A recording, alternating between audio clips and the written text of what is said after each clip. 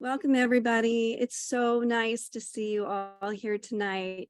We're just opening up the gates, so to speak, and starting with our June Road to Recovery, breaking the Stigma Mental Health Initiative webinar for June. So if while we're waiting for everybody to come in, if you want to use chat, I'd like you to go ahead and maybe just put a little note. Where are you? Or what state are you in? Are you a parent? Are you a writer? Are you a family member? And then we kind of, have an idea who our audience is tonight. That would be really helpful. That would be great. Okay, we've got somebody from Ohio. And while we're doing that, we're going to go ahead and start with our slides, go over some best practices, introduce our presenter for today, which I'm sure you all know is Brian Deegan. So again, welcome. Welcome to the monthly support group. Here's our outline. I encourage you to take a screenshot of this and save it. There's hotline numbers to save. If there is a situation and you do need support somewhere where you can go, we'll be introducing our members. I've got Lori here from Road to Recovery. I've got Miss Kylie. She's one of our amazing facilitators. I think Cassie will be joining us shortly. And we have Maureen. So thank you guys for joining us tonight. I really appreciate that. I want to talk to you just a minute about what is mental health. I think there's a stigma, which is why we call it breaking the stigma about what is mental health. And so what I like to say is it's just as important as your physical health. If you're a racer and you break a leg, you've got to go get it repaired. You've got to have surgery. You've got to take care of that. Your physical health is just as important as, let's say, your relational health. Your relationships you have with other people is a level of health in your life. So is spiritual health, if I can say that. Feeling that you are not the only one on the universe, that there is a greater God. And also there is mental health. And so mental health includes your emotional physiology, your social well-being. It affects how you think, feel, and act, and it will determine how you handle stress. You might find that there's times in your life when you have stress and it's easy to manage because you're in a good mental health state, and you might find that there's times when it's not so easy to manage. Maybe there's some things that you're carrying along from the past, or maybe there's some anxiety, or maybe there's some depression. So having good mental health is really, really important. Here are some more hotlines and text numbers. The national hotline, NAMI, is a great resource. So if you feel like you need to explore some more support systems, I encourage you to take a screenshot of that as well.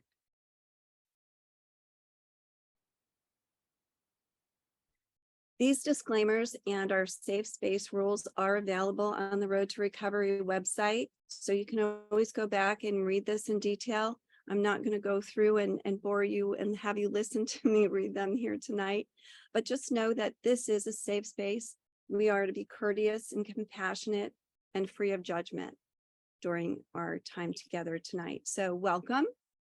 Again, go to the chat. I'm going to catch up with the chat here, and maybe Kylie, you can tell me, where do we have some people from today? We have some people from, let's see, all the way up in Ohio. I say that because I'm down in Florida.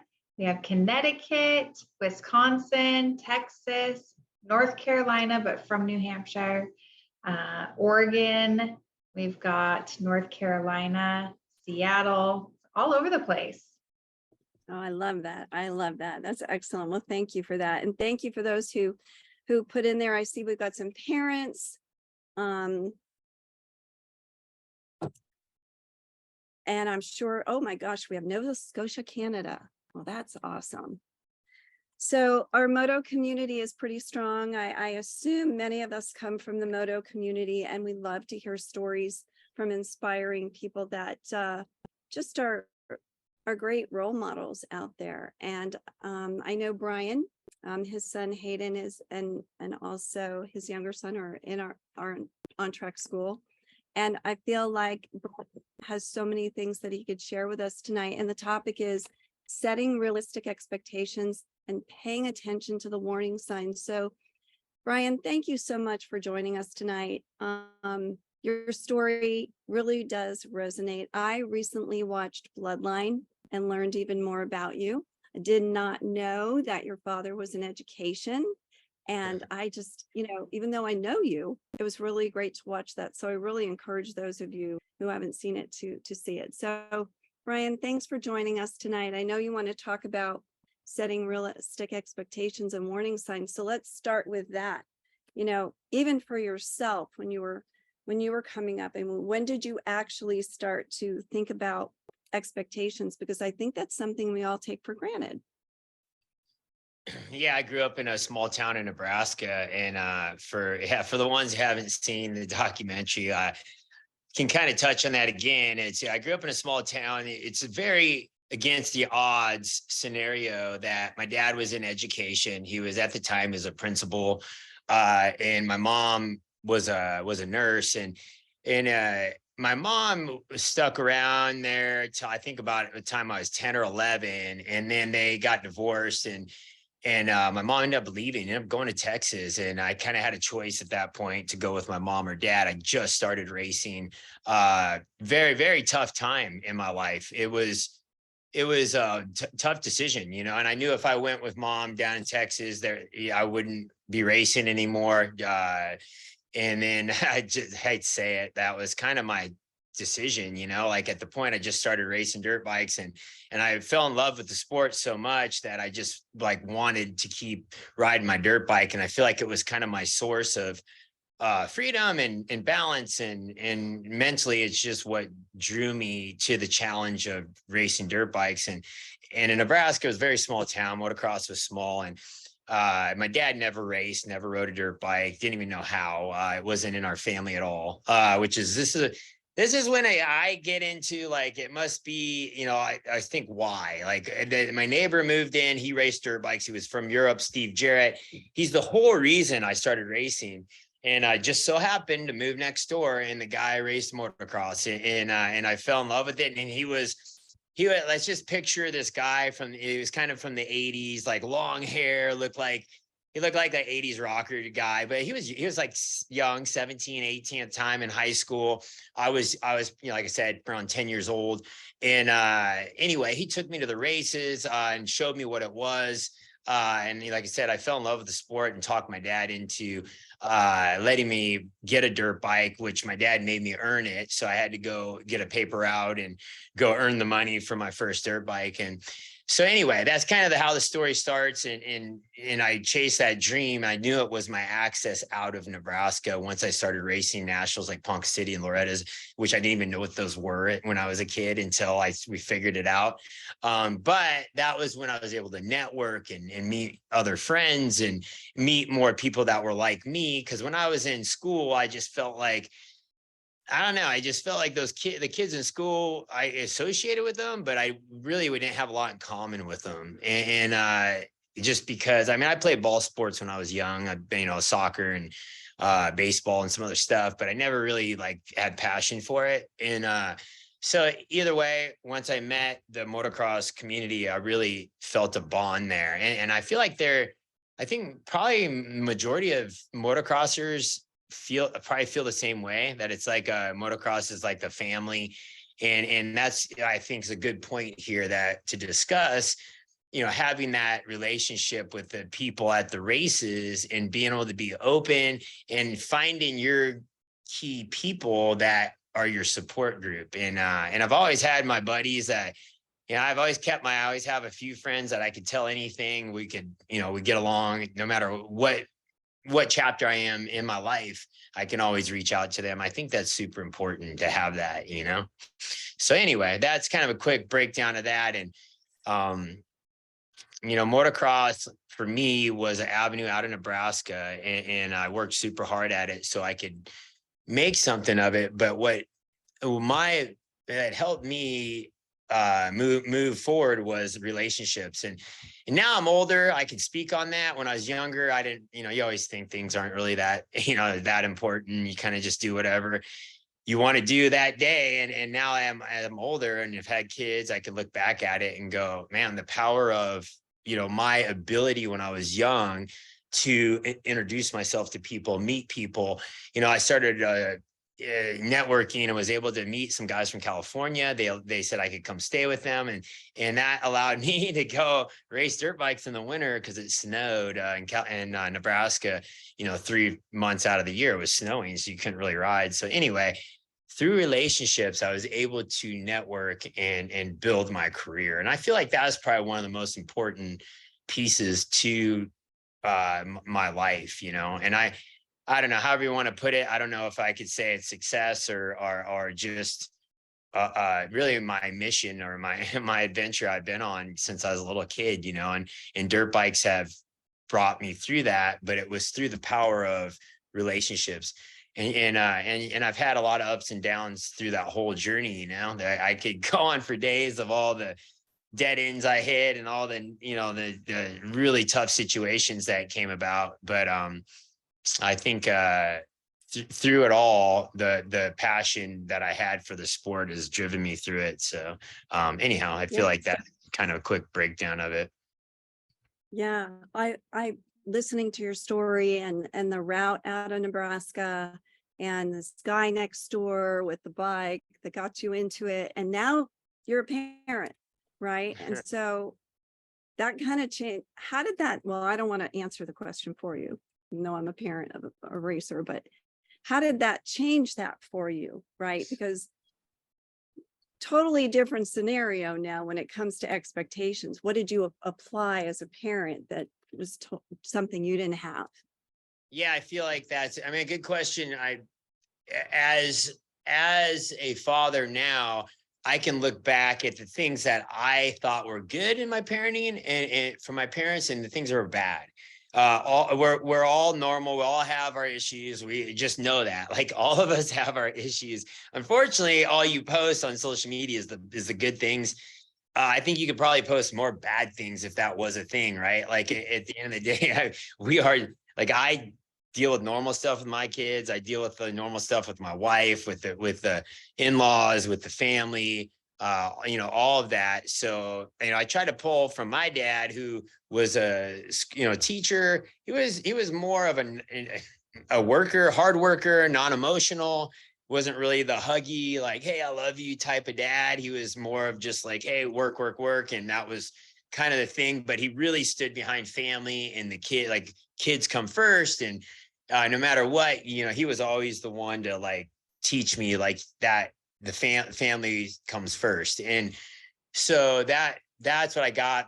When my mom left when I was 10, I was kind of a mama's boy when I was younger, and she ended up leaving. So that was a big hit. So to my world, really. And so my point is, I took that from when I was younger and carried that. And I did have very, very tough emotional days and went through tough times, I think, because I was so angry. And then I thought about that just because I didn't have a normal family. I didn't have a normal upbringing, whatever normal is, but I didn't have that. And so that taught me to, okay, now I'm a parent. What are the things that I learned from that I can apply to my kids? And I think that really it's having a relationship where you can be open. And if you, I know, even if you're like, oh, my parents are just so tough to talk to them, or my kids, I don't have that type of relationship.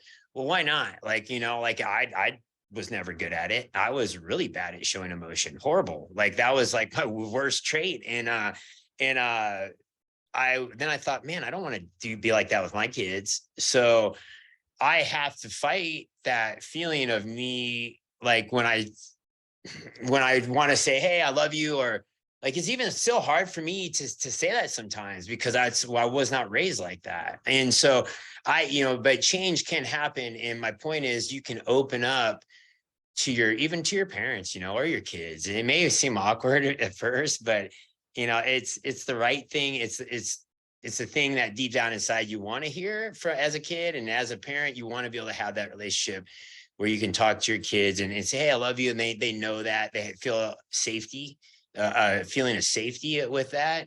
And I guess it's probably a little, for men, it seems to be a little tougher, moms seem to be pretty good at it. But for a guy, it's definitely one of those things that's super important to be open and try to have that relationship with your kids where you guys can talk about everything, because they're gonna live life. They're gonna do all the things that you probably did as a kid. And, so it's having that point where you can discuss that and have that open relationship. And I know it's tough, and it's to just say, okay, and flip the switch, but it is super important. And you want to be able to, if you're having a good day, a bad day, whatever it is, you want to be able to have that discussion, in your family. I think that is an important deal. Yeah, I totally agree. I think communication is really important, but I come from education and a counseling background, but I know a lot of motocross families are out there and their expectations are not realistic, right? Because the parents are spending money, they're going to the race, they're leaving their job, they're just expecting so much of these kids. But what I'm finding now, because we do surveys often, is that kids really want to have realistic expectations. And I think your point on communication is super important for families to be able to talk about that together. Like, what is the realistic expectation? So I think that's a really valid point. So thank you for sharing that. Yeah, and I think a good point on expectations. Like like when I grew up, my dad was always like, "Hey, good job," after the race, no matter how I finished, and so that was his style. To where I was at times would even get mad. I'd be like, "Oh, Dad, I didn't win. I got third. I got fifth," and he was always, "Oh, you did good," and it was now that I see as a parent, it was the right thing, and he was always really good about not making bad memories, right? And I feel like we didn't have a lot of money. He was a teacher, and to race dirt bikes is expensive, and we had one dirt bike and the van, and we didn't have a ton, but the most important thing we did was spend that time together. So my dad can look back at those memories, all the pictures, all the times we were at Loretta's and Ponk City and all these places that we got to spend all this time together. And I feel like that's the most important thing. And I think setting realistic goals. Not every kid's going to be the next Ricky Carmichael. Like, I mean, if you could do it by percentages, you're probably talking like 0.01% of the motocross community out of every, 1,000 kids, maybe like, I don't know, 1 or 2 is going to make it to that champion level. So it's setting realistic expectations. And I know it's tough if parents are like looking at it like, oh, my kid's going to be the next thing. And then that doesn't happen, then what? Then it's a tough road. Everyone's upset. The only thing I keep going back to is, why pay the amount of money, which is a lot of money to race dirt bikes? Why pay that amount of money to have bad memories? So if your kids are going to look back and go, man, every race, my dad was yelling at me, my parents were yelling at me, or I just couldn't, I just think your expectations are probably are probably not right. They're probably set at a too high of a level. It's okay to have goals and set, but you got to, like I said, always small goals, try to reach these small goals. And really the number one thing is should be spending time together. Cause I'm telling you, there's only very few are going to make it to a retirement level, making enough money to retire from the sport. And so I think motocross is such a cool sport and a cool community if it's used correctly and your expectations are realistic. And really, like I said, it should be a fun day, no matter how it goes.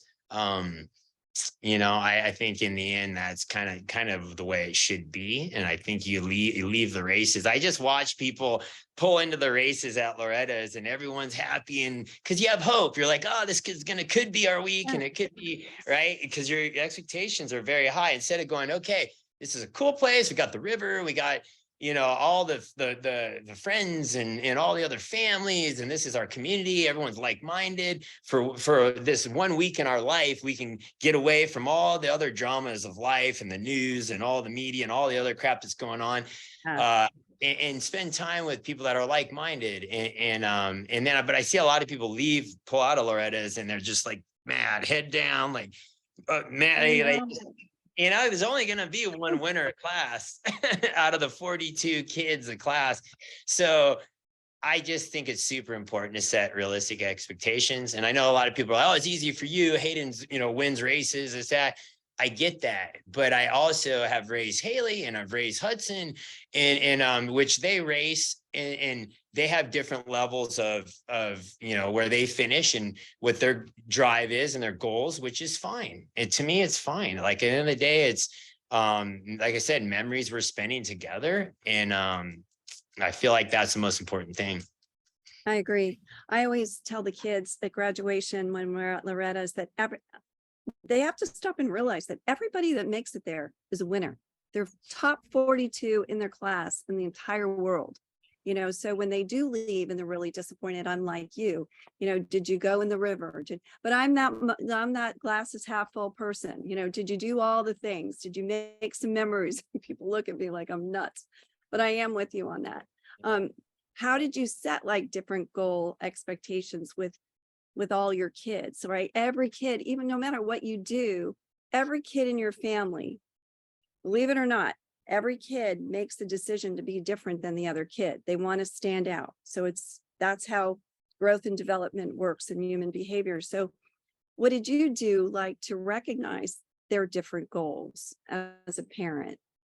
Yeah, I mean, I feel like with Haley, she was definitely a different personality, and it's, as a parent, it's been I can't say the easiest thing raising a daughter, because I don't think like a girl. Like that's not like, that was probably one of the most eye-opening experiences, is raising a daughter. And it totally gave me a different outlook on girls in general, just by raising a daughter.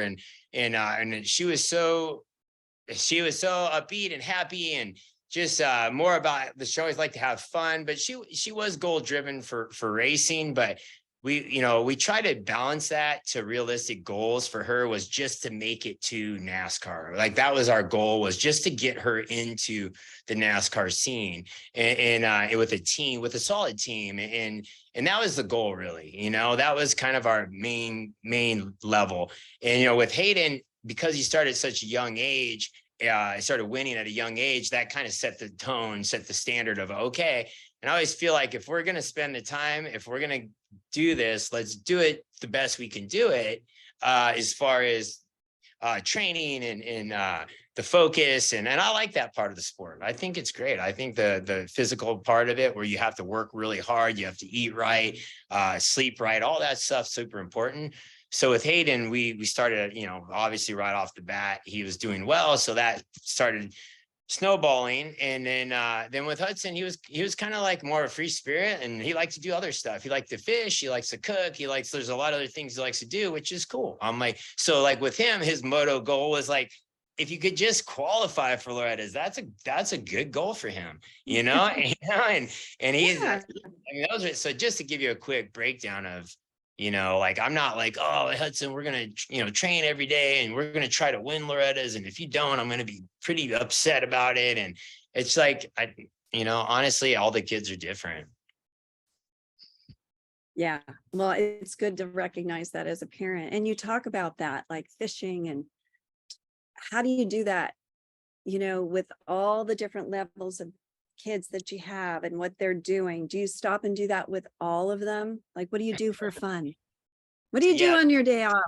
Yeah, we don't. So really life, like I said, going back, is now that I've raised kids and have been through the scene, it's really about balance. And I still love going back to and riding dirt bikes. And for me, it's a great balance. Anything you can do that kind of blocks everything out, and you're just focused on that one thing, which could be, if you're into fishing or into hunting or into dirt, whatever it is, whatever that thing is that can bring you back to almost like a meditation, to where you get your balance back. I feel like it is super important to find that, and for Hudson, like I said, he really gets into fishing. And so I'm like, cool, I make the time to go with him to do that. And so with that, and then Hayden's with the motocross, and but now Haley's older, but before we used to go to the kart track a lot together. And anytime I can do stuff like that, I mean, you're splitting up your time, as a parent. I think that's super important, to give each kid time, and that's what they really want at the end of the day. They want to have that attention and be present when you're with them, you know. And it's hard. I'm the worst. I got a lot of business going, a lot of sponsors, a lot of partnerships, a lot of people in my life, and I try my best to kind of put the phone down when when we're hanging out with the kids, but I'm human. Like it's it's a battle for sure. But yeah, like I said, you try to make time for each kid, and I know there's the other part of it too. You're like, well, what if they like something that you're not really into, you know? Like Haley was into volleyball, and and I had to go to volleyball practice. I'd sit there when these parents, like I had nothing in common with at all. And it was so, but I'm like, hey, that's what she wanted to do. So at that season of her life, so we did it. And Hayden played, a lot of people don't know, he played a season of football, which I thought was important because it teaches kids toughness. And Hayden's always was kind of the winning kid at the race. And I thought it was good for him to be kind of the bench warmer in football. You know, he was a smaller kid, and I thought, cool, that's good for him to learn that. You know, I feel like it's okay to learn the ups and downs. It's not always going to be, you're not always going to be the man. Like you know, I think in life you have to understand that, and has to be a balance with that.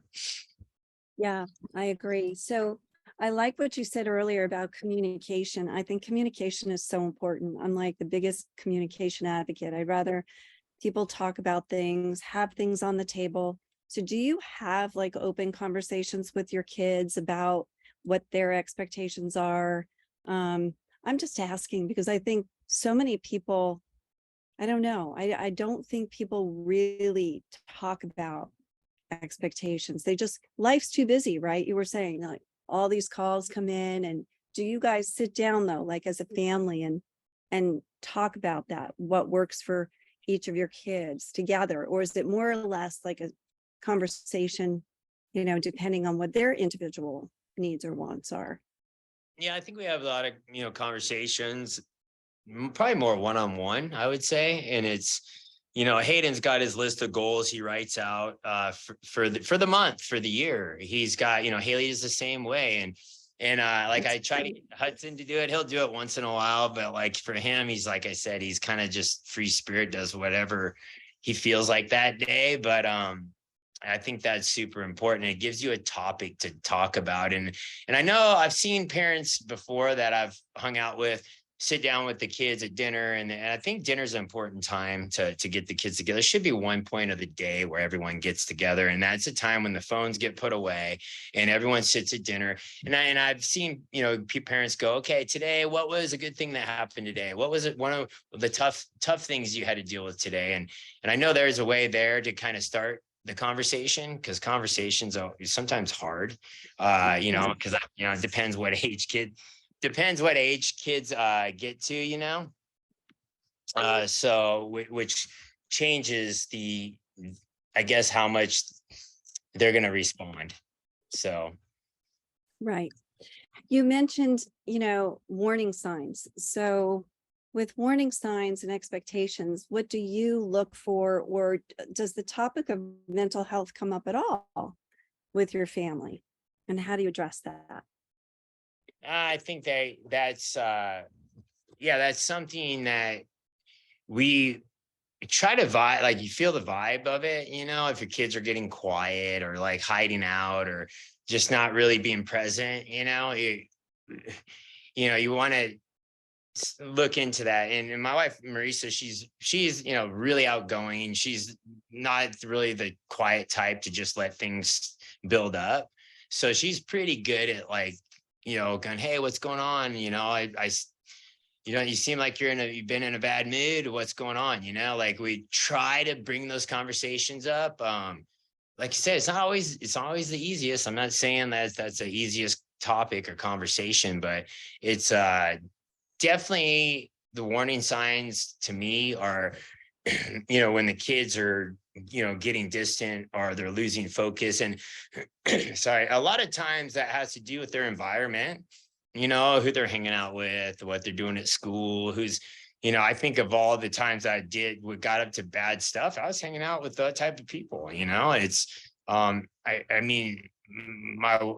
is really adamant, really strict about who the kids hang out with. I'm probably a little looser on that, you know. I think I don't know if that's just how guys are, but I think she has a little more protect mode in her, like a little more like that vibe. But either way, like I said, those warning signs of like I said, distant, like kids being distant, and even not that. I mean, parents can be the same way too, like parents, as a man, I know I deal with stresses of life that you don't know, you don't feel like if you're doing the right thing or if you're doing enough or you definitely question yourself. Like I know I do like quite a bit, as being a man. Right. Well, it sounds like you and Marissa have a really good balance, you know, as parents for your kids. I know you do. So, well, I think I'm going to open this up for Q&A. If you'd like to ask Brian a question, please put it in the chat, and you could either come off mute or we can read it for you, whatever you'd like. And then, Brian, if there's anything additional, I mean, you shared a lot. I think the story and what you have to share is really relevant to what a lot of parents and students and racers are experiencing. So I appreciate that. For sure. No, I think it's important. And the thing I don't want to leave out, like racing usually happens on the weekends, right? So right when we started going to Saturday, Sunday races, it makes it tough to go to church for us, and I feel like that's always been an important thing. And I feel like if you put in our life, if you put racing before that, I think you kind of putting yourself on a rock, just a rocky situation of not. I always try to have that to lean back on or turn to. I just feel like for me, and I haven't always been like that, like I said, I was raised a certain way, and it took me many years to see that path. And I feel like for us as a family, that's been a good foundation for us, and I just recommend it. Yeah, So I'm really glad. I'm glad you brought that up. I'm sorry. I think yeah, someone wants to. I have a quick question. Brian, I've watched you since Hayden was on his 65 going to Loretta's, years. And I guess I tore my ACL. I grenaded it and had surgery 3 months ago. And last year I came off of amateur overall champion, won both my supercross classes here at a local track, and I just can't get back on track. I can't. I stepped up to 450 and stepped up a class, and I can't compete. So it's just like mentally devastating, I guess. And, I feel like I don't have fun anymore. So I'm trying to figure out like ways to maybe make it fun again, ways to get better and come back from a surgery, come back from not winning again, and maybe try to make it more fun and push myself to be better, but also have fun at the same time. Yeah, no, I hear you. It's a good question. I think like it gets back to realistic goals and is this something that, I mean, I don't know how old you are, but is this something at the point where you're like, oh, this is my dream, I'm chasing this to race supercross and motocross, try to make a career out of it? That's one level. And then the next level is, hey, I'm just trying to challenge myself, be in the best shape I can. Is someone like that that's kind of saying, okay, I'm coming back from an injury, I'm struggling. I feel like that's when I would have some type of coach involved. I would have some type of trainer or mental coach that can help and really help push you forward, and I think it's like I said, having realistic goals of like, what is your plan? And second, if you're hitting a dead end, like you're not feel like you're advancing, I feel like I highly recommend trainers. I do. And I know it's expensive, and I know it's not like the easiest thing for people, but I just recommend that. I feel like that's really helps people get to the next level, Yeah, I've got one of my buddies lives right down the road. He's pro GNCC racer. And he puts on classes, and we're real tight. So, and I've always thought about, giving him some money to help me out here and there, but it's more of that level of like, I absolutely killed both of my classes, and, I'm coming back from an injury, and that kind of added on top. And now like I'm not even coming close. But an ACL, 3 months is really early, and I deal with knee pain. I just came off a weekend of racing here, and I'm hurting pretty bad. So it's that comeback time at the same time too that's kind of killing me. Yeah, it's fast though for ACL. I mean, and I try to tell people like, because I've been there and I've rushed recoveries to get back to X Games or get back to an event, and I've rushed it. And I always feel like that's one thing I regretted, because usually when you rush back a injury and you rush to get back to riding, it doesn't always heal the best, and you'll deal with that long term. So my opinion on that is to spend the time and heal correctly. And so you don't have a lingering problem, that I think that's super important. 3 months from an ACL is really fast. Like That's usually what I was told. I was told 6 months, and I pushed in. I thought, it feels good, and now it's just nothing but pain all the time. So maybe I'll chill out a little bit, but yeah, you don't want to re-injure it and then you just start back from square one, which I've done that before. And I feel like ACL, the quickest I've heard anyone coming back from that's 4 months. So 6 months is the standard. I think I think you got to worry about getting that back 100% before you start. absolutely. I appreciate you, man. Thank you. Cool. Thank you. I have the next question was from Adam, and then I'll get to Ryan after that. But Adam typed in the chat box, Brian, what is one thing you accomplished in your life that you are proud of today? Well, that's a good question. I had, I obviously can look back and go, oh, winning Ghost Ride and win the Supercross, X Games, medals, or, the 360 rally car, all the stuff that goes down my list of sports accomplishments. And I feel like after being raised in a family with like my parents splitting and having to deal with that in a family with raised by a single dad for a while there, and I feel like being able to raise my kids, stay married as through this whole career, and raise my kids to be goal driven and motivated to chase their dreams has been my biggest accomplishment. And it hasn't been, it's not easy, it's an everyday deal. Like it is every day. Like there's so many things coming from all directions trying to derail that.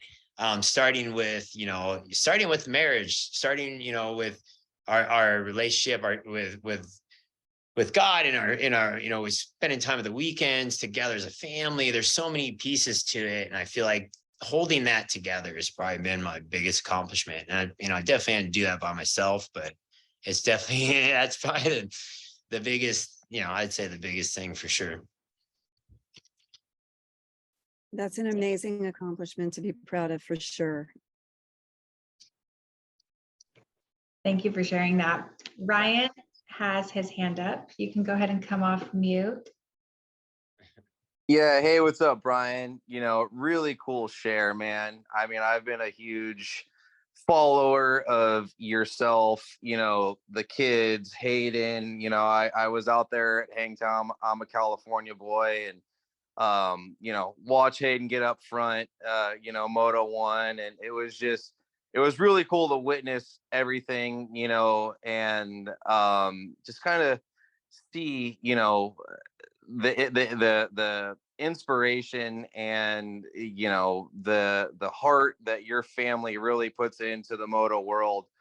And I grew up down the street from Mike Taylor Designs, who put a lot of old school custom painted lids on Stewart, Carmichael, all those kids in their coming in moto. And I was a young kid, dude, working for $100 a week sanding helmets, and saw all these faces come in and out of Mike's store in Redwood City, California, and just had a major passion for moto, real young. And now that I'm in my older, mid 30s, and I've got a career going, can't afford to get hurt, I kind of lost that passion. And just wanted to kind of get a little bit of motivation to get back on the saddle and not be afraid of the repercussions of, that. And it's just very cool to be sitting here, listening to your share and, the motivation you bring to the world. I mean,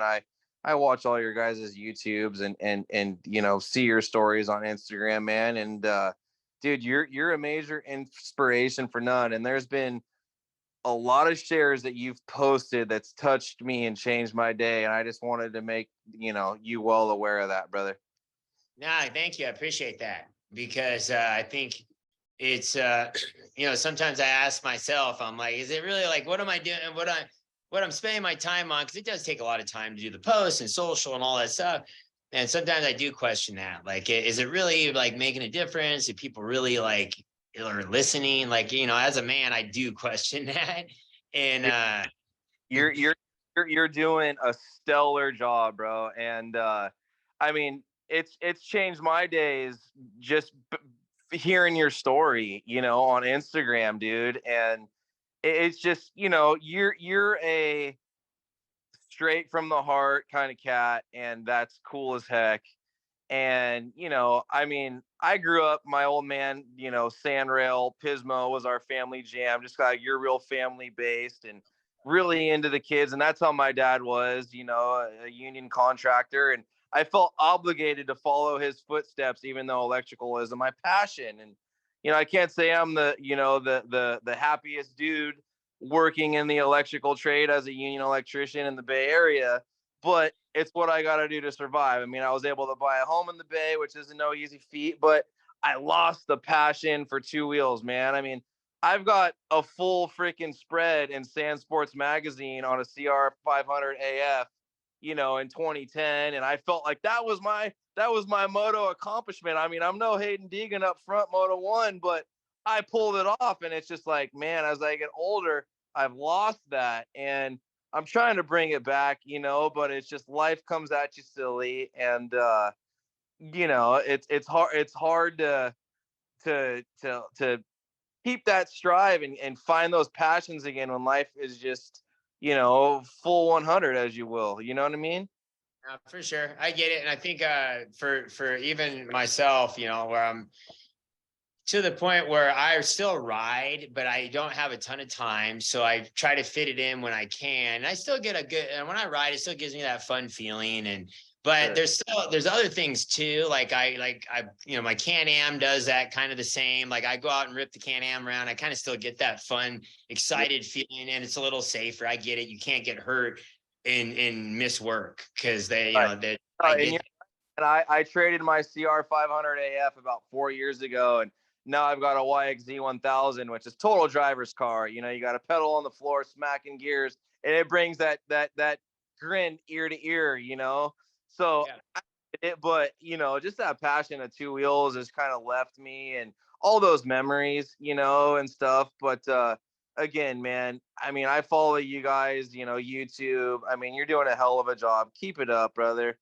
And major respect. I mean, I stood on the ramp because I just wanted to see you running down to Hayden on the gate at Hangtown, bro. And I was like, Deegan, my umbrella, hotter than hell. Just very cool what you're doing, dude. I respect the heck out of it, and I want you to know that, bro. No, I appreciate it. I appreciate that. Yeah, taking the time to come on here and say it. I do, because like I said, I do question at times, what we're doing, and as a guy, just you do. And so, but I appreciate you taking the time, dude. Dude, you're doing everything right, bro. I mean, I've watched, your documentaries. I mean, I've followed you, I mean, I was that kid with a polished frame, 02 CR 250, I mean, I'm 35, so we're not too far apart in that era. And I grew up in it, dude. And I've been a big fan. And dude, it's just, you're an inspiration, bro. And I just want you to, let you know that you've definitely touched my life and things that you have said in your stories and whatnot. And dude, you're a go-getter, man. And nothing but my respect, bro. Yeah, no, I appreciate it. Thanks for coming on, dude. All right, Brian. All right. Thank you. We have a question. I think her name on here is Zoom user, and she posted in the chat that she has a question, so you can come off mute. Yeah, it's Brittany. Brittany. Yeah, Brittany. Yeah. Are you there, Brittany? Maybe she had to hop off. Yeah, let me check and see. Oh, 'Cause- I see her. She's here. Oh, good. Is your Okay. mic working, Brittany? I Oh, there think she is. so. There we go. Okay, so I have a kindergartner. He's 6. We do a lot of traveling. My husband does Loretta's every year, and we also do a lot of Supercross and Pro Nationals because we are friends of the Star Yamaha owner. My question would be, how do you balance? I know, like with social media and stuff, like there's a lot of negative and whatever. So like being a parent of a teenager, you obviously want to let loose of the reins a little bit. But like, how do you teach Hayden to kind of like manage that? Like, you know what I mean? Like that in itself is a lot. So how do you keep him more focused on, not listening to anything that you read online or whatever, because I know that can be extremely hard to deal with. Yeah, no, I hear you. I'm definitely fall victim of that a lot because I can catch myself reading into it at times, and so I first of all with our kids, we didn't allow them to have phones until I Hayden had a flip phone when he was like 13 or 14. Like he didn't get like an iPhone until I think I'm guessing probably around 15 or 16. And then same with Haley, like, and realistically, I don't think the kids, I mean, if they need to use your phone and stuff, cool. But I think just giving kids free access to a phone, anything under than 14, I think you're just asking for problems. And like Hudson, he'll grab mom's phone and he'll just start going and they'll be like, oh, what is this? And I'm like, oh my gosh, like I didn't see that till I was like 15, 16, and like, so like you got to know the things they're seeing on the internet. And we're in this new era, and you have to do your best to just protect the kids, and I know you feel like, oh, I'm that parent, and all these other kids get to have a phone, and I'm the mean parent or this, that, and the kids will throw that at you. But at the end of the day, it's the right thing to do, and you're protecting their innocence. And I think it's important. It's a battle, but for Hayden, I'm okay with him checking out social, and he's pretty good at like he'll look at it, this, that, and then he'll go on to his, move on, and then his riding training. His schedule's so busy, he doesn't have a ton of time. And that's another thing, like keeping the kids busy. So they just don't. I mean, you can't.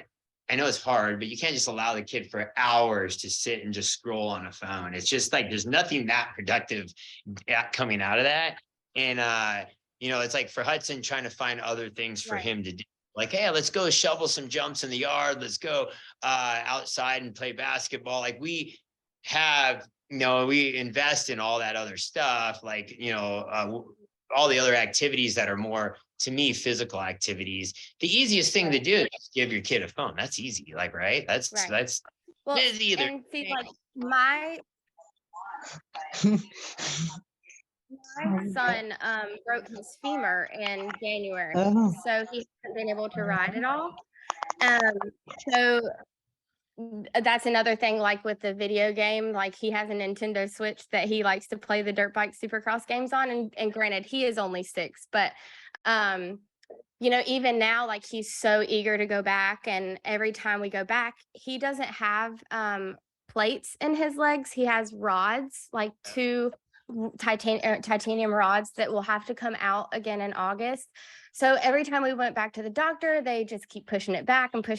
And he's not discouraged because he wants to ride so bad. He literally can't even stand it. But a lot of times, because he's not able to ride his Stasic or his bicycle or anything really,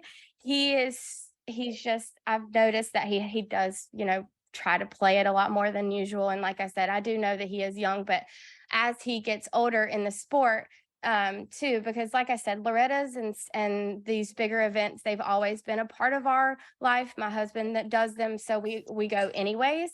So just like in the future, I know that's one thing, like that's something I never had to deal with because I'm only 32, but like whenever I was in high school, I didn't have a cell phone until I could pay the bill myself.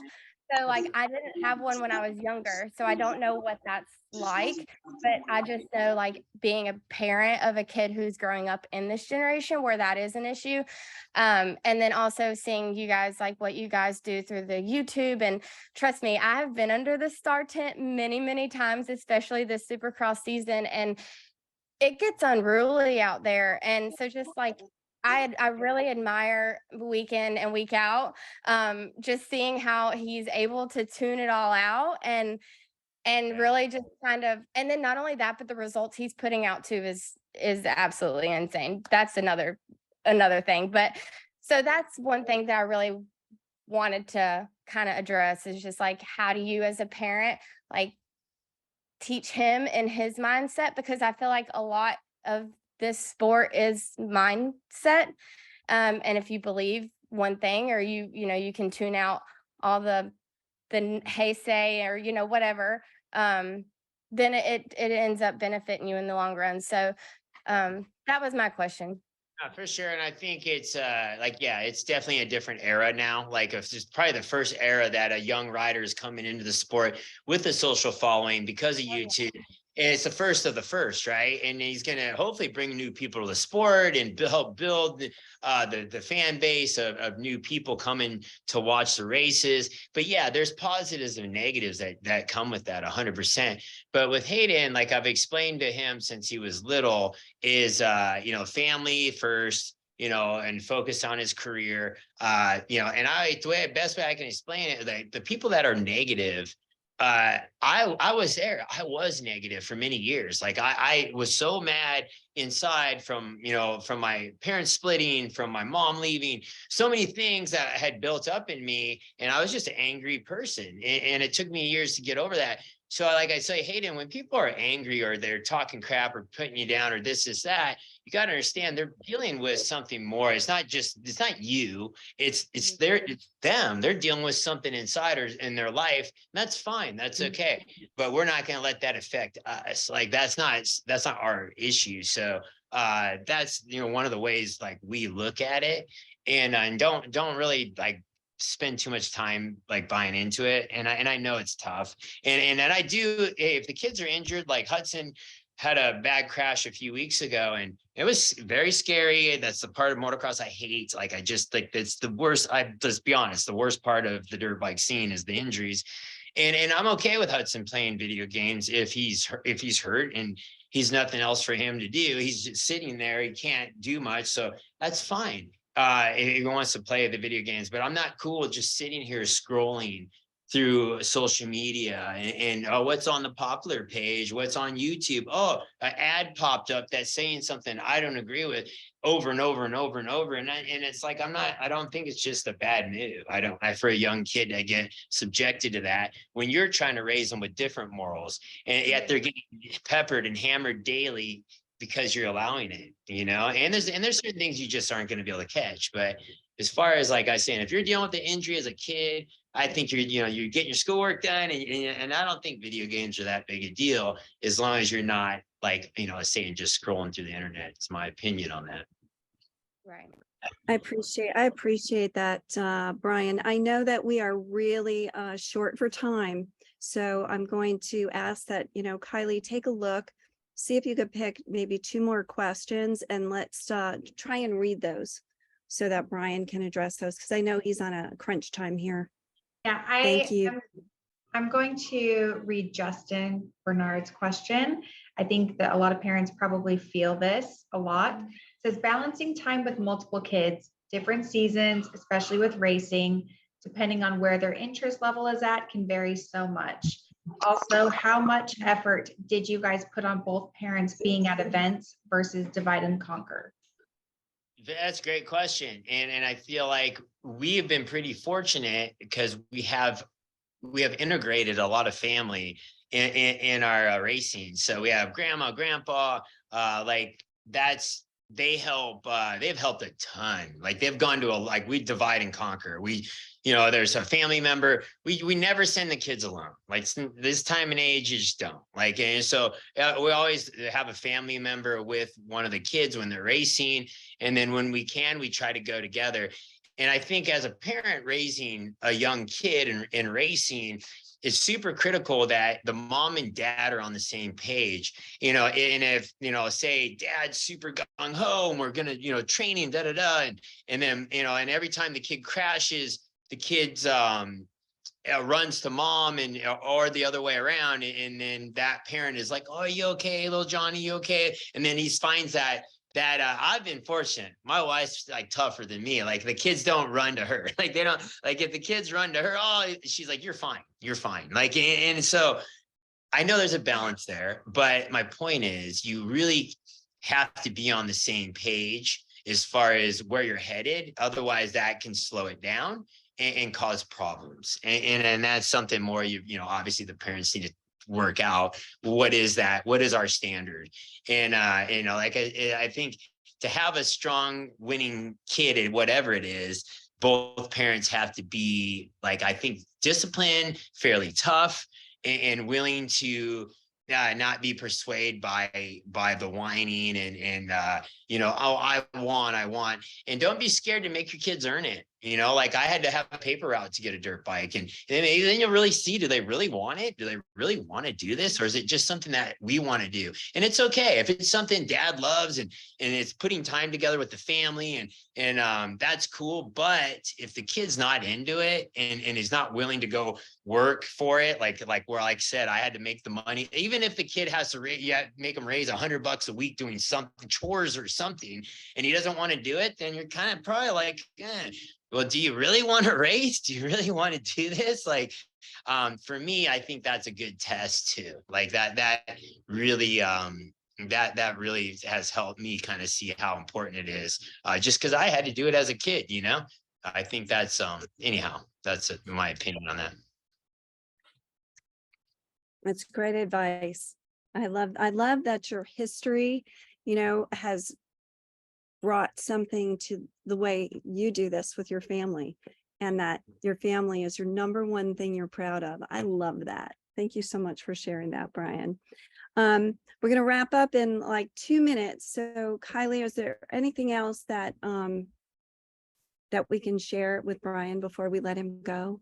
Yeah, there is a question here. It says, best mindset when you're coming back to racing after an injury.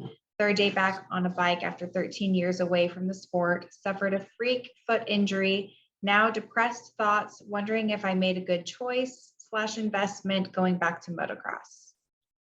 Yeah, like I said, once again, if it's you got to set realistic expectations, for older guy that's like, okay, I'm just doing this to keep I do it because it tests my fear. It makes me feel alive. It gives me goals to kind of go, and it's funner for me to go ride a dirt bike than it is to go to the gym.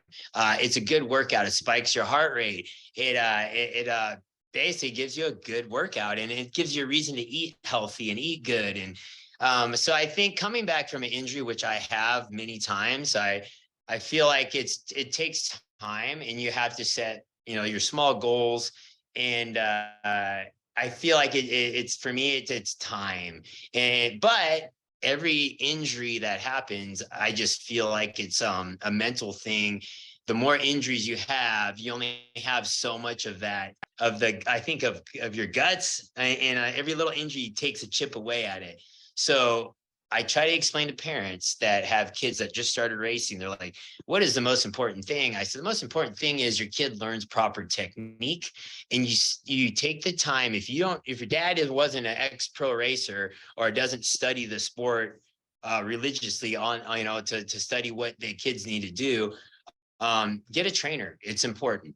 And it's important for the trainer, not just to teach you the physical aspect, but teach you how to ride a dirt bike. Like you will get so much more out of riding and racing if you understand how to ride a motorcycle correctly, and it will save you from so many injuries. And injuries are going to happen to dirt bikes, like you're never going to avoid it.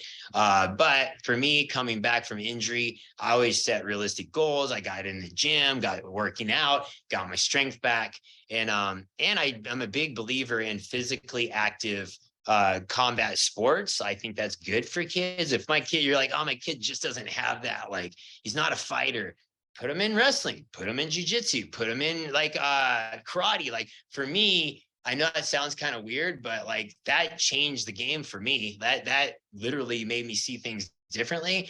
And I think it's a great sport. Those are great sports too, to teach you flexibility, teach you discipline. Discipline is, I can't stress that enough, how important discipline is for kids, and to keep them on a structure. And I lead that back to, like I said, my wife, she's really good at that. She's super structured, and the kids have to do certain things to achieve other things. That is, as if there's a lot of parents on here, that's something that's been super important. I love that, Brian. And I think that's a great closing. I mean, when we come back to mental health and breaking the stigma, the message that you shared tonight, I think setting realistic expectations, paying attention to those warning signs. Who are your kids hanging out with? What are they doing? Right. And watching for red flags. Other than that, faith and family.